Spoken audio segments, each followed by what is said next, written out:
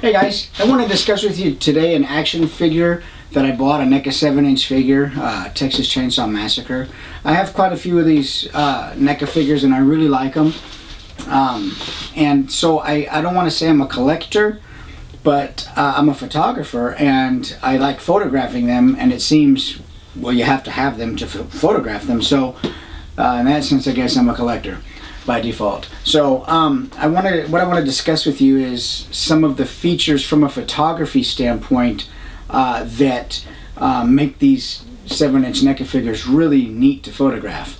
And then some things that, you know, you've got to overcome as a photographer in posing and angles and things. As with anything in photography, there's always some obstacle to overcome. So anyway, that being said, let's go ahead and I want to start, discussing this toy. Okay, so we'll go ahead and I'll just briefly touch on the packaging. I really am a fan of this type of package.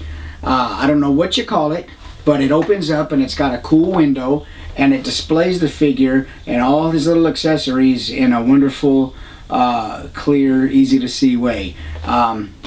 It's got Velcro, and so it can stay shut, or you can open it up. I really like that.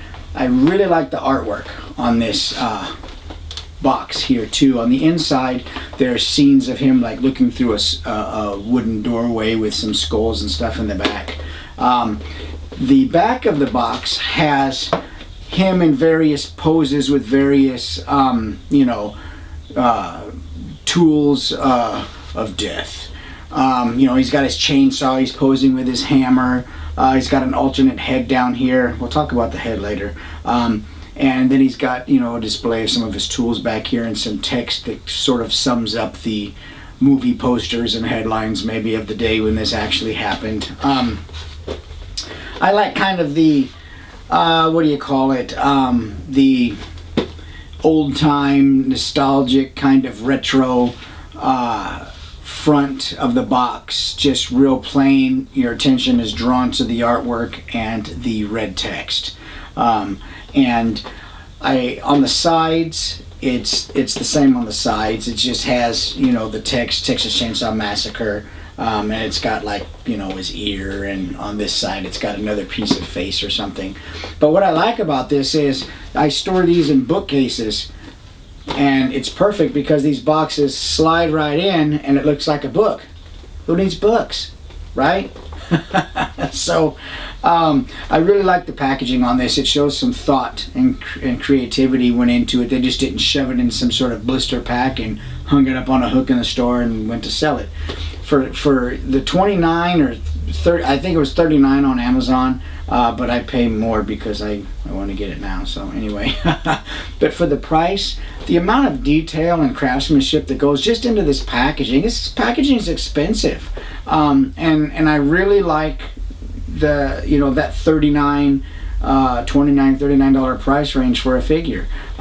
So that being said, let's go ahead and open this up and. Let's see. The back of the box inside also has some, I guess it's just some skulls and antlers and different things hanging up. It looks more like a vaultish kind of gun safe kind of artwork in there. I'm not sure what it is, but it looks cool. It's skulls. You can't go wrong with skulls. Okay, we'll set this to the side. Let's pull him out. Okay, my first impression in pulling this figure out of this blister pack or carrying tray is it's a solid, heavy figure.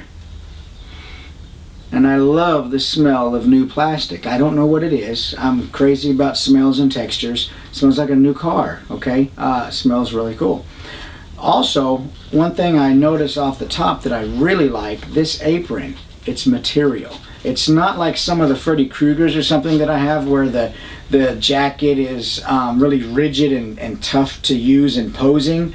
It's not very pliable. This is pliable. And it does come off. There's a bow in the back and it slips over the head. I'm not going to take it off, but it would come off. I'll put some still images up right here of the seams. There's some really nice seams. They've actually sewn this in. It's it's done really nice, man. I mean, it's incredible. The toys weren't this good when I was a kid, man. G.I. Joe and Destro and all the, 6 points of articulation. This is great. Man, why couldn't I be a kid now? So anyway, I really like that. He's got a bracelet on. I don't remember the bracelet in the movie, but this bracelet would come off, and I believe his hands pop off, so you could take the bracelet off if you wanted to, which I don't know why you'd want to, because you're just going to lose it. Okay, and his hands do pop off, and they do pop back in, and they're really tight, so that's good. Head doesn't go back very far, but I think that's because, he's got a big bunch of hair back there. But he does go side to side. It goes all the way around, like an owl. Ooh. He's got some side to side rocking, front to back. He doesn't go so far back, but he does go far forward. Okay. Let's talk about his hands, his arms. Okay, they've got the forward and backward motion, and that goes all the way around. Okay, on his shoulders, they go all the way around. His arms do bend, pivot inward as well as up and down. And his wrists, there's an up and down rocking, there's a complete, rotation, and there's a side to side rocking, so that's good. And that's on both of them. And I like that. The texture on this shirt, I'll put another still image up right now of the texture on the shirt. I really like the texture on this shirt. That's one thing I liked about the Freddy Krueger ones, is that sweater just full of texture and full of really cool nooks and crannies and distress. From a photography standpoint, that's incredible to be able to have that amount of detail and photograph it. You can just have a really good time with a lot of that texture and that grungy kind of, it just adds a sense of realism to it. And when you, and I've heard photographers say, oh well, but there's a lot of shine on these plastic PVC type toys. But when you modify the light with modifiers, you just don't get those hot spots. You can control that if you're a good photographer. So anyway, that being said, there's a lot of really cool wrinkles and textures. This guy's dirty, man. He's got a dirty shirt on. And that's good. He's supposed to have a dirty shirt on. He's a dang killer, okay? He's got a weird looking butt. It is kind of weird. He's got a big butt. So yeah, he does have, he was a big guy. So he's got, big legs, a big behind. You'd probably want to keep,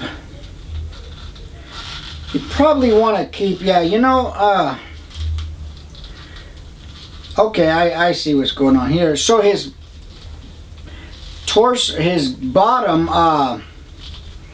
what do you call this? His butt and his front side are like a rubber outerwear kind of deal. It's like it's not molded. It's not that it's not molded. Let me get something to open this up here a little bit because it come kind of creased. It's like a rubber outer piece that goes over the sockets of his legs and the articulation points. So it seems like it's kind of creased in there. So let me take it off, and that might make his legs look a little better. Yeah, there we go. Okay. So it's like he has a pair of rubber underwear on, but they're the back side of the jeans, the back pockets, and they're the front parts. And it's sort of like a just a covering to cover the joints, and that's why it looked kind of weird at first. But once, I guess it just came from the package, kind of creased in there, but no big deal. It's out now, so I think it's out. So it's I guess it's kind of, have to rotate the leg up to get it in there a little bit. No big deal. The apron covers it. I mean, it's not. Yeah, there you go. Okay, cool. Right on. Yeah, looks good. Okay, so And I'll try to post a picture of that up. I'll put a still image of that up right here, so you can see what that is. It's some sort of it just to hide the articulation points in the leg, and it just was a little creased, and the articulation point kind of pinched it and brought it in a little bit. But since it's flexible and pliable, you can move it around a little bit. Okay, so that being said, his legs, his pants look nice. There's a lot of detail in the pants, and there's, you know, they're not real pants. They're all solid, you know, molded.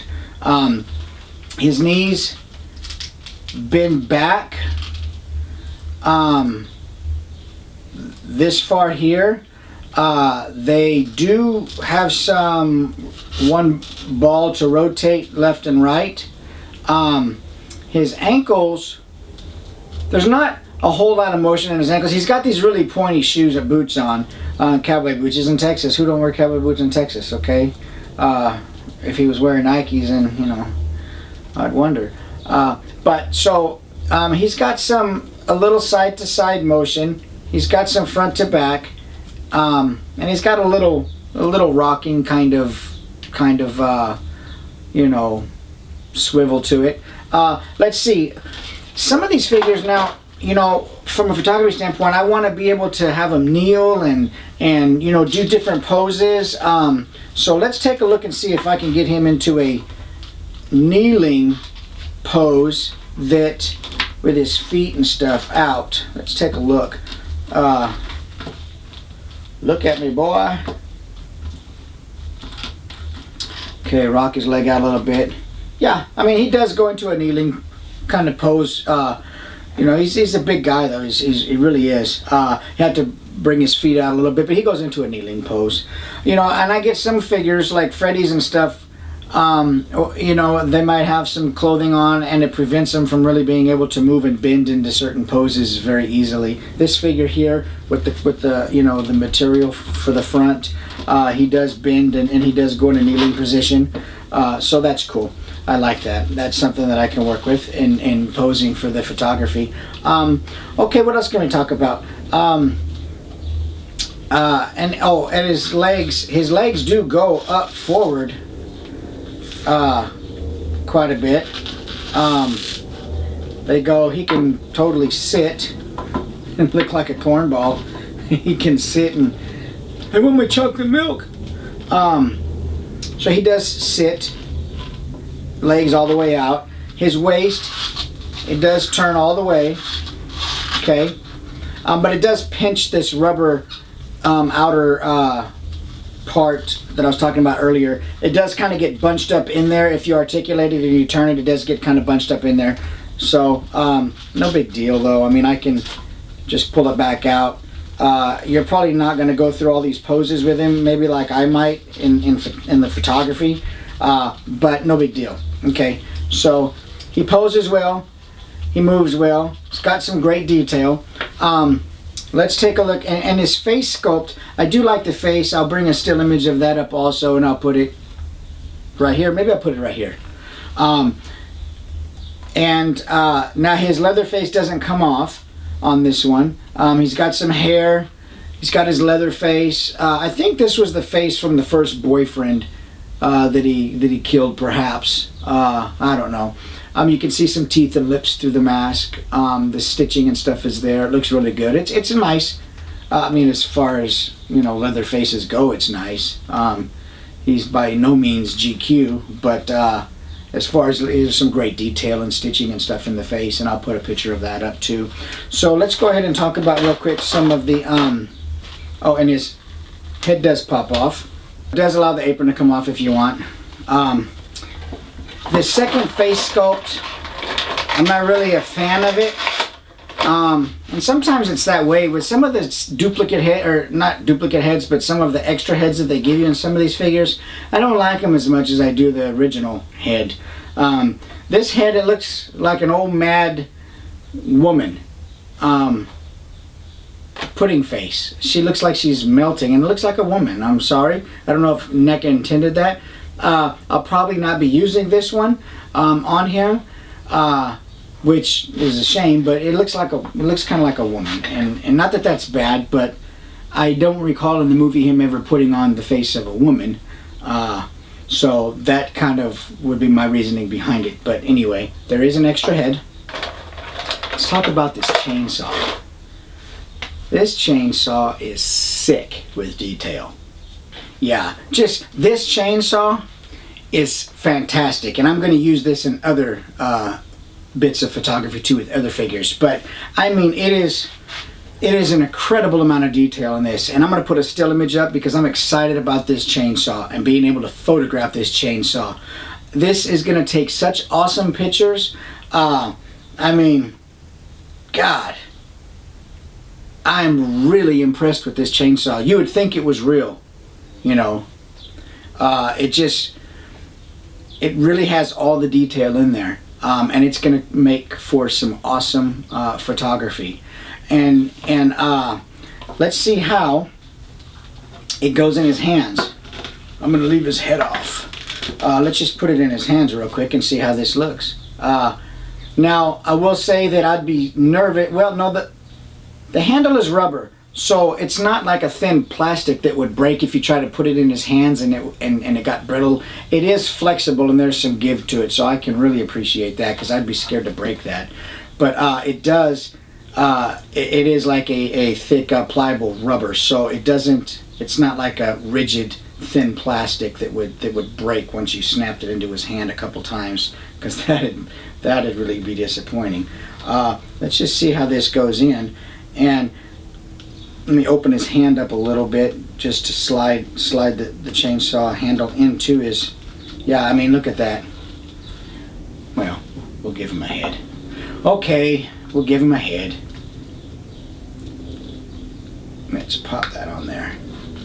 Look at that chainsaw. He is holding that thing, and it fits well, and it poses well with that chainsaw.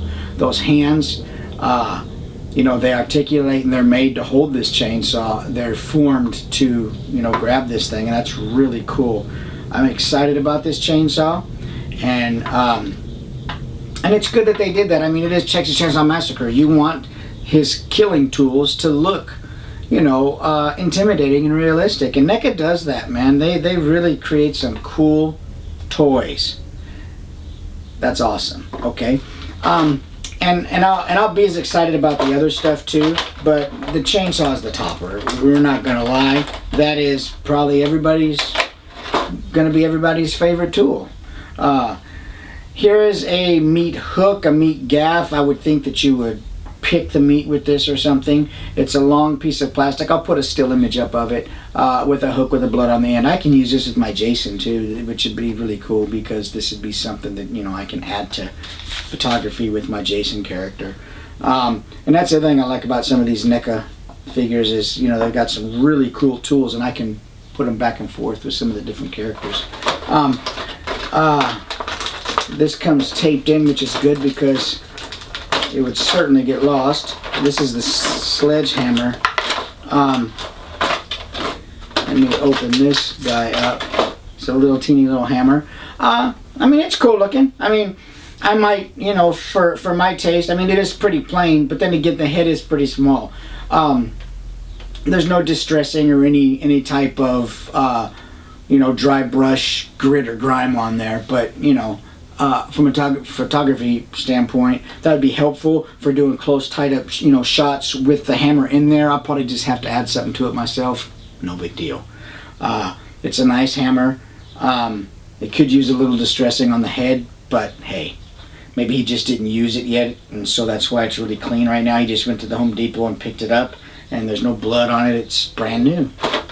Okay, let's check out this little meat cleaver that he's got. And once again, it's a meat cleaver, but it is really clean. There is no marks, no distressing, no blood, no grit, no dry brushed black grime on there. So no big deal. As a photographer, I can go ahead and just add some of that in and distress it myself for the shot. Not a big deal, but it is very clean, which I'm surprised. You know, they put blood on this hook. And I would imagine they could have put a little blood or something on those tools also. But hey, no problem. They made up for it with that chainsaw. Honestly, they went all out on that chainsaw. That chainsaw is clean, man. So here's this fillet knife, and I saw this in the movie. I didn't know what the handle was. Even in the movie, it has a weird handle, like a little, I don't know how you describe it, like a T-shaped handle with something coming off the back and like a weird hook shape type thing on the end. I'll put a still image up of it so you can see. The knife handle is you know, it's neatly done. I mean, it's nice. Once again, the blade is really clean. There's no distressing or blood on there at all. But it's nice and it's done. Honestly, I'm probably not going to use the knife. I think it's pretty small in this big dude's hand. But then again, it's a fillet knife. Yeah, it's going to be small in his hand, you know. I think it's for taking, like, you know, the meat away from the skin or something. I don't know. I don't work in a butcher shop, and I don't kill people with chainsaws, so I don't really know how you'd use this knife, except, you know, that it's here. Okay, so that's it. Overall opinion of this figure, I'm very happy with it, and I'm going to take some sick-ass photos with it. Without a doubt, stay tuned to my channel. Stay tuned to some of my photography shots. Check out my website on Squareface. Leatherface, Squareface. It just all comes together. Squarespace. Insightfulimagery.com. And follow me also on Instagram at insightful_imagery. I've got some really cool toy photos up there. Check them out. Thank you guys for watching. I appreciate your time.